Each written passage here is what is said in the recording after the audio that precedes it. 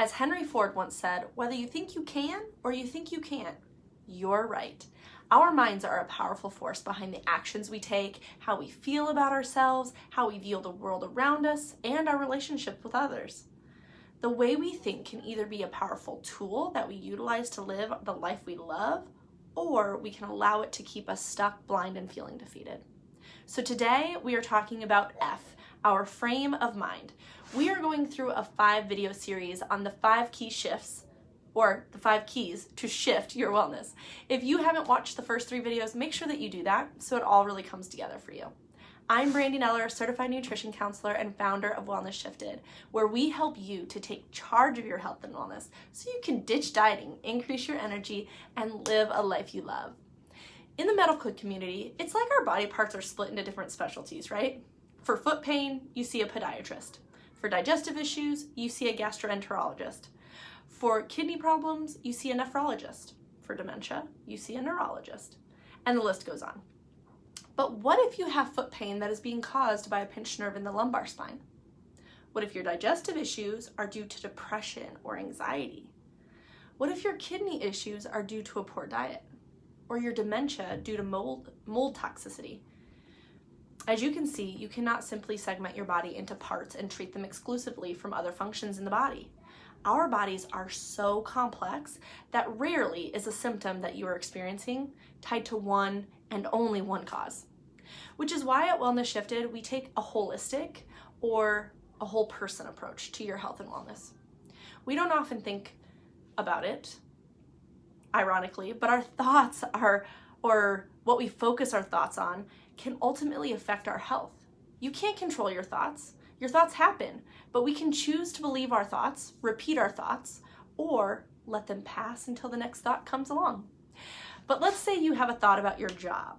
You think you might lose your job because you're the lowest on the totem pole and there's a predicted recession coming. On top of that, your boss seems to be avoiding you. Without realizing it, your brain starts looking for evidence for this being true. Your boss walked by your desk today and didn't say good morning like she usually does. Then you hear that upper level management is going to have a meeting to talk about strategies that the business is going to take to prepare for the predicted recession. So that must mean layoffs, right? You go home that night with a pit in your stomach. You say things to yourself like, what am I going to do if I lose my job? How will I pay my mortgage? Why don't they value me? I must be worthless. Then you find yourself trying to work harder to prove your worth. You stay extra, you work over lunch, you think about ways you can do better when you're lying awake at night. And all the while, you're already living paycheck to paycheck, worried about paying your bills and taking care of your family. You start not being able to fall asleep easily at night. You're grabbing whatever is easy to eat. You're working over your lunch after all, so it has to be fast. You grab fast food on the way home because you're too exhausted to make a meal when you get home. You're overwhelmed by the day-to-day with your family and other responsibilities. And now, the thought of losing your job and the idea that you just aren't worth keeping. So after you get the kids to bed, you turn on the TV and binge watch some shows while scrolling on social media to take your mind off of it. You end up staying up too late and then only get a few hours of sleep. You wake up with dread in your chest. You just don't want to get up and adult. This goes on for weeks and then months.